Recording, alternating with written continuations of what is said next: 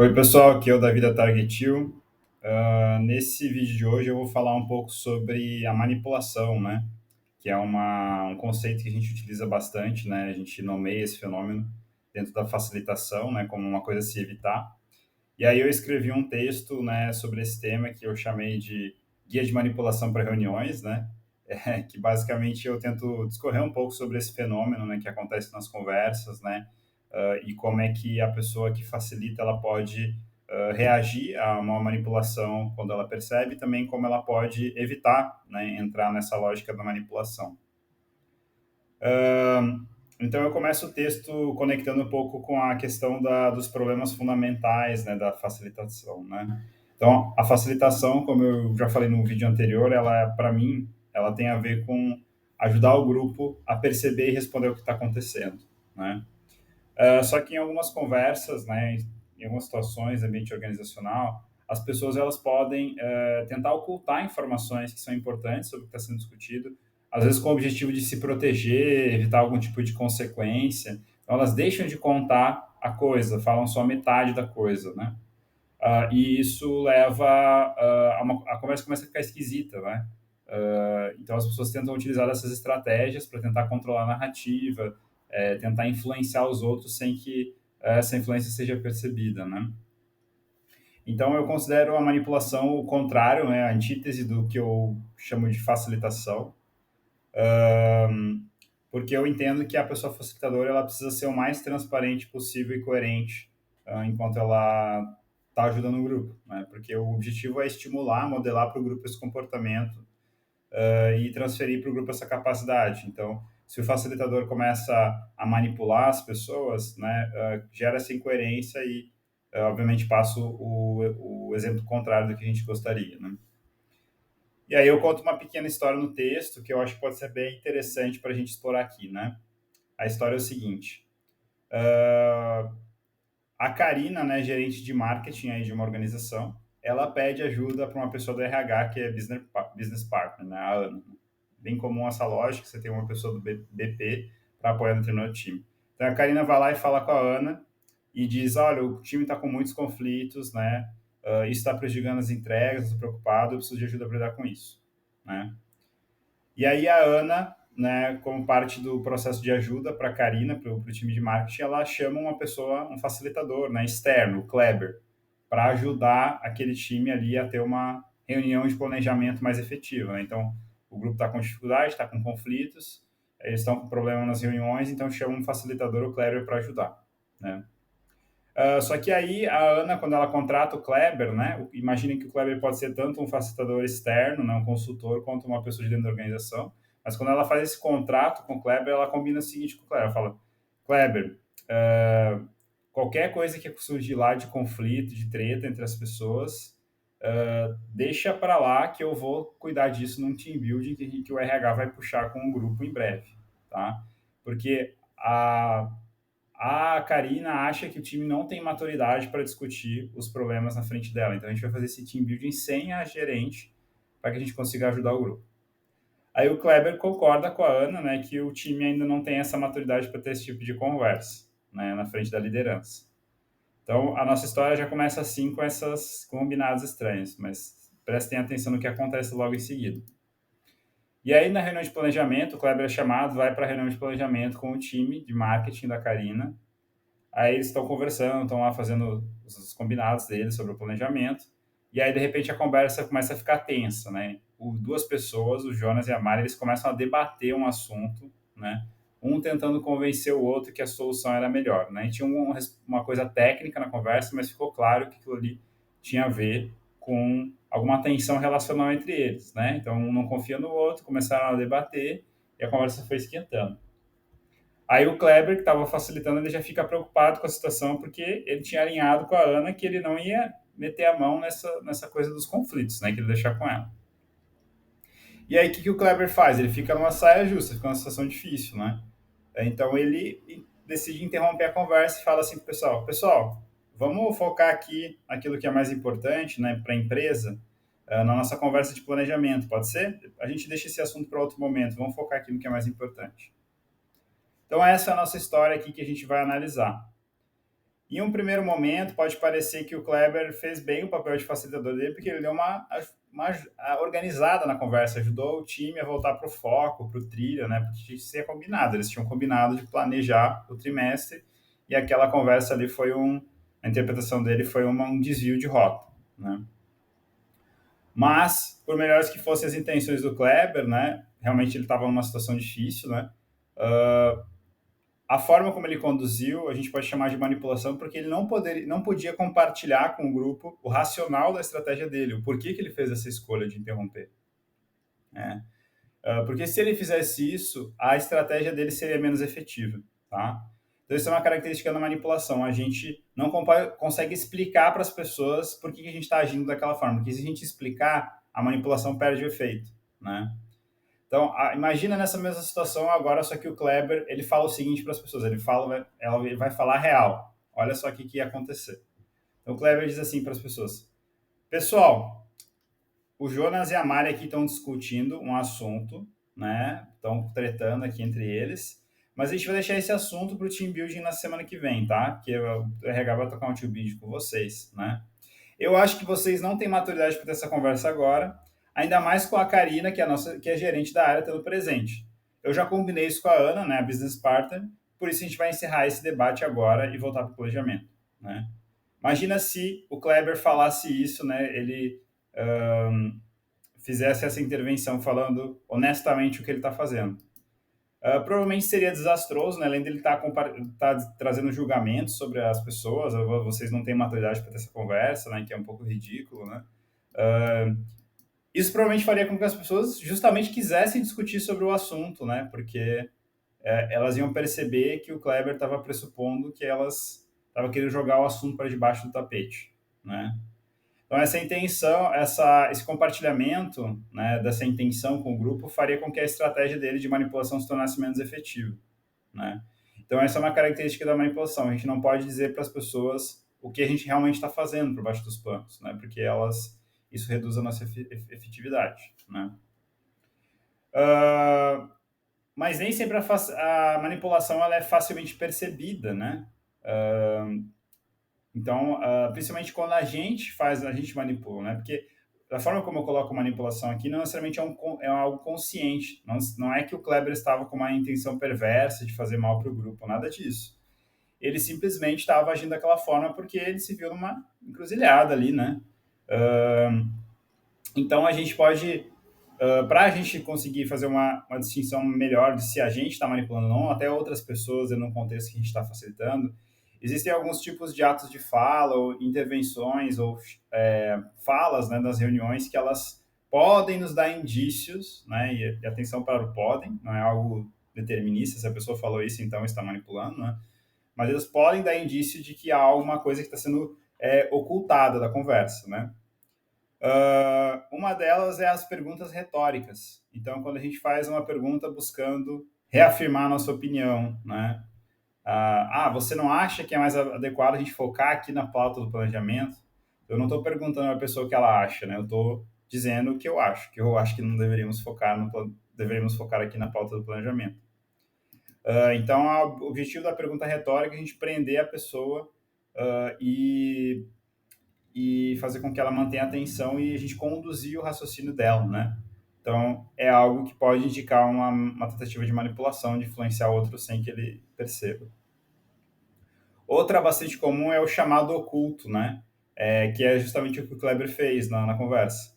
Então, quando ele convida as pessoas para fazer alguma coisa, fazer um movimento, vamos avançar a conversa, vamos parar essa discussão agora, isso a gente chama de o chamado, né? É uma postura de movimentação na conversa.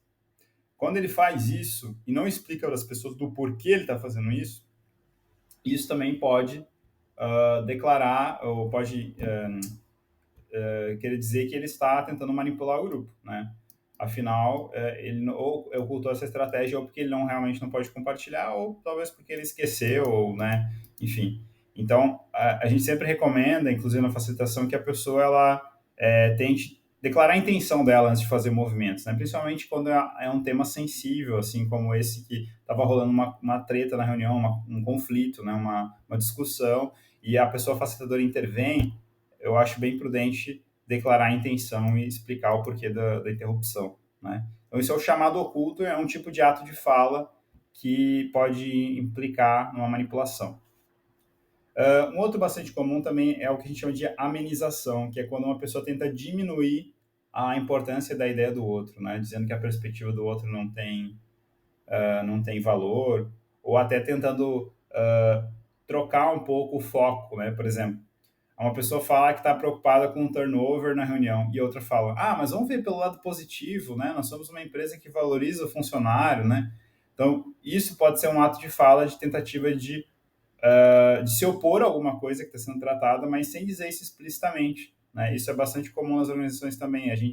As pessoas que tentam se opor a alguma coisa, elas raramente declaram explicitamente que elas estão se opondo, elas tentam fazer com que essa oposição seja suavizada, seja amenizada, né? Porque muitas vezes existe uma cultura de que o conflito ou a divergência é algo negativo, né? Então a amenização vem com uma tentativa de passar um batonzinho no porco ali, né? E não mostrar a oposição que está acontecendo, né? Outras duas que eu também coloquei no texto, né? Dois atos de fala, né? Que são bastante comuns. Eu chamei de generiquez e coletivez, né? O generiquez é quando a gente fala de uma forma abstrata, sem trazer exemplos específicos, né? Então, por exemplo, lá na intervenção do Kleber, na reunião, ele fala assim, precisamos nos manter focados em temas relevantes para a empresa, né? É algo muito genérico, né? Então, ele não especifica exatamente que temas são esses que são importantes para a empresa, por que esse tema atual não é importante, né? Então, é uma forma de se ocultar também, de não colocar o que está realmente doendo, o que está pegando. E o coletivez é quando as pessoas falam de forma coletivizada, né? Geralmente trazendo para como se fosse algo coletivo, mas algo que é uma opinião delas, né? Então vamos supor que o Jonas lá na reunião diga o seguinte: o time se sentiria mais seguro se a liderança não participasse do team building, né? O time, na realidade, é o Jonas, né? Eu me sentiria mais seguro se a liderança não participasse. Só que ele fala de forma genérica para evitar com que ele seja responsabilizado por aquilo, né? Ou se comprometer de alguma forma, né? De novo, é uma estratégia às vezes, de proteção, de autopreservação, mas que ela torna a conversa mais esquisita, mais difícil de compreender, né? Então, esse também é um ato de fala que pode indicar uma manipulação, né? Sobre ainda a questão da manipulação, né? Como ela se manifesta, né? É muito comum quando a gente está manipulando, a gente supor, né? Que a gente sabe o que é melhor para os outros, né? Geralmente a gente manipula porque a gente acredita que a gente sabe o que é melhor para os outros, né? Então a gente coloca, se estamos facilitando, a gente faz uma intervenção como o Kleber fez e não explica, né? A gente está se colocando no lugar de superioridade. Olha, eu sei o que é melhor para esse grupo. Esse grupo não tem maturidade para discutir isso, né? Isso nos coloca imediatamente dentro do triângulo do drama, né? Que a gente já também escreveu bastante no blog, que é numa posição de superioridade em relação ao outro. Ou seja, eu sei o que é melhor para o outro. Eu sou o salvador, eu sou o perseguidor da outra pessoa e essa outra pessoa, no caso do grupo, é a vítima, né? E isso é uma relação disfuncional, né? Que ela gera uma série de problemas, né? Seria muito mais honesto e transparente se o Kleber perguntasse se as pessoas preferem ter essa conversa, né, com a presença da Karina, gestora ou não, né? Então, isso é uma coisa importante também. Na manipulação existe esse pressuposto de superioridade, né? Por último, tem uma coisa que é importante a gente ressaltar nessa história, que é a forma como a pessoa facilitadora é contratada para facilitar. E aqui, quando eu falo contratação, eu estou me referindo tanto a se for um facilitador externo, como uma pessoa consultora, ou se for uma pessoa de dentro da organização. Porque quando a business partner, a Ana, vai lá e convida o Kleber para facilitar, vamos supor que o Kleber é de outra área, ela está fazendo um contrato com ele, ou seja, ela está combinando alguma coisa com ele. E aí, nessa hora que a gente faz a contratação, na realidade, é aí que começa a facilitação, né? É antes do evento, né? Antes da reunião, né? Do workshop, enfim. Porque o Kleber já faz uma promessa para a Ana que coloca ele numa situação bem, bem desagradável, né? Ele promete para a Ana que ele não vai abordar um determinado assunto na reunião de planejamento, né? E eu acho esse combinado de isso aqui a gente não vai falar nesse assunto muito ruim, assim, porque a gente não consegue controlar o que as pessoas querem conversar, né? As organizações muitas vezes tentam isso, controlar os discursos, né, das pessoas e tal. Ah, a gente não consegue, se algo aparece ali, aquelas pessoas querem conversar sobre isso, abafar isso e dizer, não, a gente não vai falar sobre isso. Geralmente gera um efeito muito pior, né? Então, esse é um combinado bastante ruim, né, que o Kleber fez com a Ana. Isso já colocou, ele limitou as opções dele enquanto pessoa facilitadora e meio que colocou ele no lugar de que ele teria que manipular o grupo, né? E isso misturado com o pressuposto ali, né, e a avaliação que ele e a Ana fizeram que o time não tem maturidade, né? Então, pensar dessa forma sobre o grupo também leva ele a agir, né, como utilizando uma estratégia de manipulação, beleza? Quando a gente manipula também, a gente corre um sério risco, que é as pessoas perceberem a manipulação, né? Nem sempre é perceptível, né? Porque nem sempre é óbvio, né? E as pessoas vão ficando cada vez mais, do mundo corporativo, mais sofisticadas em manipular, né? Mas sempre tem um risco de ser percebido. Às vezes a gente tem uma percepção assim, a gente não sabe o que exatamente está acontecendo, mas tem algo estranho ali, né? Aí eu conto uma história sobre uma situação que aconteceu comigo e eu acho que foi um certo nível de manipulação, embora não tenha tido a oportunidade de verificar com a pessoa depois. Eu estava fazendo um workshop num cliente, né, junto com um colega meu da Target, né? A gente facilitou junto lá o workshop e tal. Seguiu bem, né? Teve um ponto de resistência. Era para um grupo de agentes de mudança de uma organização, né? E o gerente desse departamento, dessa área, estava lá presente, né? E aí meu parceiro da Target, ele teve que sair um pouco mais cedo do workshop, tinha um compromisso e ele foi embora, né? E aí eu finalizei o workshop e aí quando eu estava arrumando minhas coisas para ir embora, o gerente da área, né, dos agentes de mudança veio falar comigo, né? Contando um pouco para falar sobre como tinha sido e tal, né? E aí aconteceu uma coisa bastante estranha assim, né? Ele chegou para mim assim num jeito que misturava uma linguagem assim, corporal que misturava a empolgação, mas ao mesmo tempo parecia que ele estava preocupado com alguma coisa, né? Então, uma coisa bem mista assim. E ele chegou assim para mim: Davi, eu achei sensacional o workshop. Eu acho que você conduz muito bem, você é um excelente facilitador, você é uma pessoa que eu admiro bastante pelo seu trabalho. É muito importante discutir esse tema, eu estou feliz com como foi. Mas, inclusive, eu acho você muito mais competente e atencioso que o seu colega, né? Então, enquanto ele seguiu, né? Enquanto ele me elogiava, me trazia algumas apreciações, assim, não muito específicas, né? Mas trazia. Ele, ao mesmo tempo, também me comparava com o meu colega, que tinha ido embora mais cedo da Target Hill, e dizia que eu era melhor que o meu colega, né? E eu fiquei, assim, meio... Na hora eu não entendi o que estava acontecendo, assim, eu fiquei meio... Mas já era a minha hora, peguei minhas coisas e fui embora, né? Eu agradeci ele e tal, e fui embora. Aí depois eu fiquei pensando nisso, e aí até falei pro meu colega, né? Falei, cara, o fulano lá, né? O gerente falou isso e tal, e eu fiquei muito. Achei estranho, né? Tinha algo estranho aqui que eu não peguei. Daí o meu amigo, meu colega, me lembrou e falou o seguinte, cara, lembra aquele momento tal do workshop?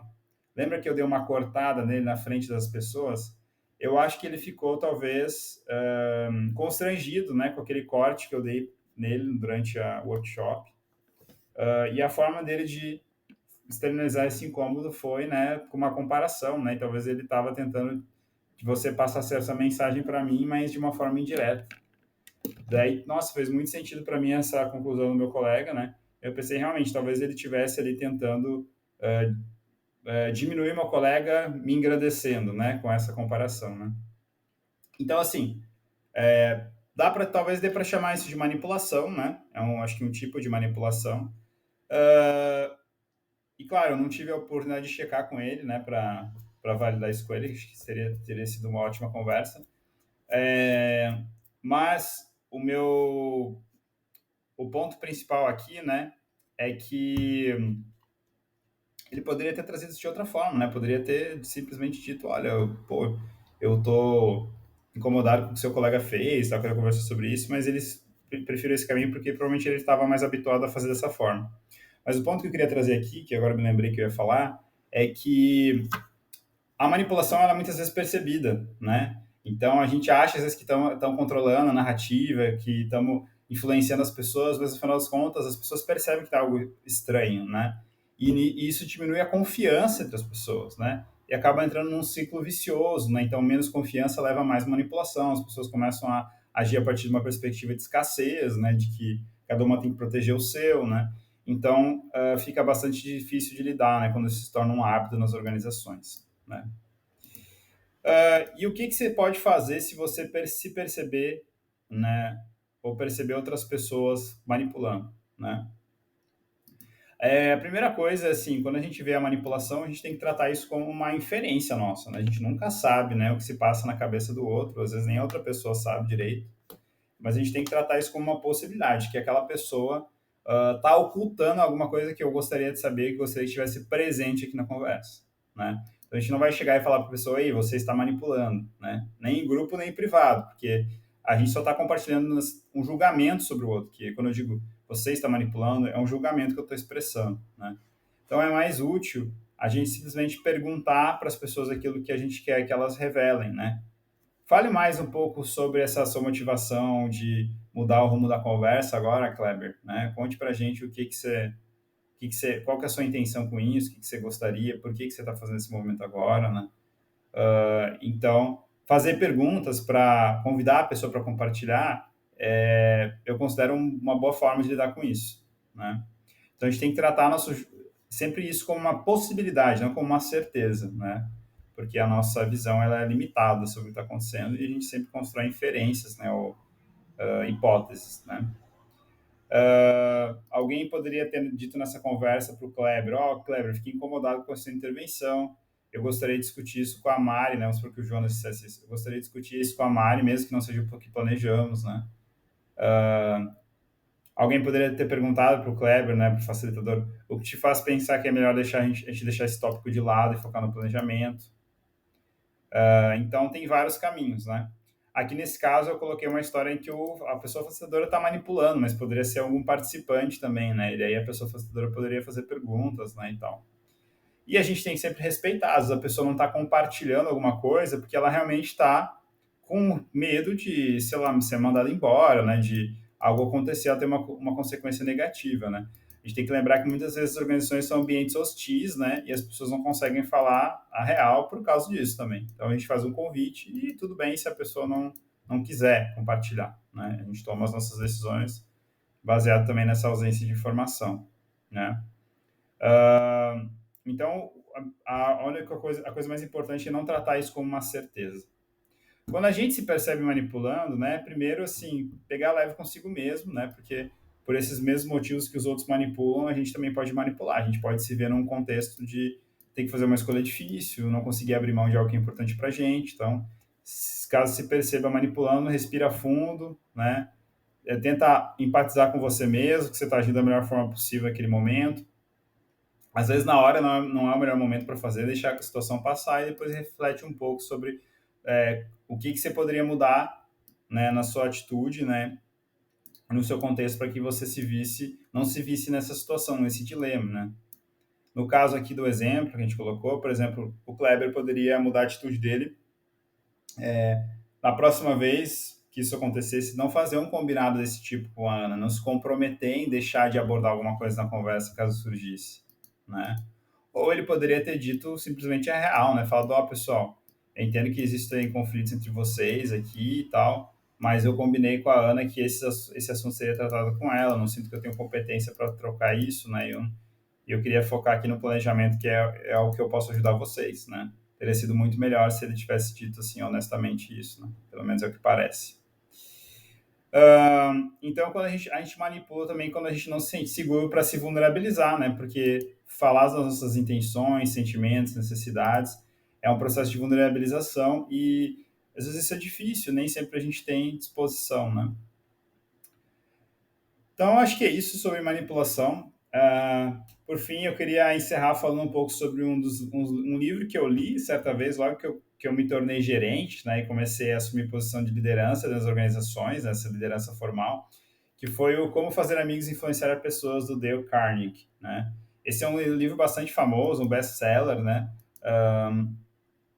Que ele dá uma série de dicas, né, de relacionamentos e tal. E, na minha perspectiva hoje, na forma que eu entendo, muitas estratégias que o Dale Carnegie recomenda no livro dele são estratégias manipuladoras, né? Então a gente brinca sempre que é leia o livro e faça tudo ao contrário, né? Para dar um exemplo, uma prática que ficou bastante conhecida é o... Eu não sei exatamente se ele propõe isso no livro, não consigo me lembrar, mas eu acho que deriva das ideias dele, é o feedback sanduíche, né? Que é a ideia de você começar o feedback com algo positivo, botar a crítica no meio e terminar com algo positivo, né? Essa é uma estratégia de amenização, é você tentar fazer com que a pessoa criticar a pessoa, influenciar ela sem que ela perceba que está sendo criticada, né?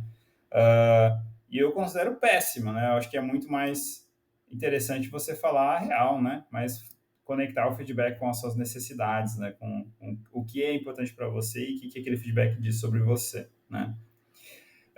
Então, eu acho que vale por curiosidade, quem quiser dar uma olhada nesse livro, né? E perceber um pouco das estratégias muito sofisticadas que existem nesse campo, né? E aí também queria falar sobre que muitas das ideias que eu trouxe aqui sobre manipulação, elas vêm do trabalho que eu tenho desenvolvido com o Barão, no fato, e também vem de um livro chamado The Skilled Facilitator, do Roger Schwartz, né, que é uma grande referência nossa, que ele propõe um modelo que ele chama de controle unilateral, que virtualmente é muito parecido com o que a gente falou aqui sobre manipulação, né? A diferença é que aqui a gente adicionou outras coisas, como atos de fala e outros conceitos que a gente vem estudando, né? Mas o controle lateral do Schwartz inspira, né, esse texto, né, esse vídeo. Então, acho que é isso. No mais, espero que esse texto sirva para vocês de provocação, né, para refinar a prática de facilitar, né, e participar de diálogos. Uma última coisa que eu lembrei é que alguém comentou lá no nosso Instagram sobre que a manipulação ela pode ser vista como simplesmente uma influência que a outra pessoa está tentando exercer sobre a gente considera negativo, né? E eu concordo com essa afirmação, né? Porque virtualmente quem identifica se está sendo manipulado ou não é a pessoa que é vítima, digamos, da manipulação, né? Ela que vai dizer se ela se sente manipulada ou não, né? É um julgamento por parte dela, eu reconheço isso. Agora, para mim, isso não invalida em nada todas as ideias que foram apresentadas aqui, né? Então, quando uma pessoa está tentando exercer influência a partir de um controle da informação numa reunião, eu considero isso uma prática disfuncional para times, né? Porque ela fomenta uma cultura de desconfiança, né? E de tentativa de controlar o outro. Então é isso. Fiquem atentos para mais vídeos, né? E textos sobre facilitação, que agora eu estou produzindo bastante coisa sobre isso. Valeu, beijos!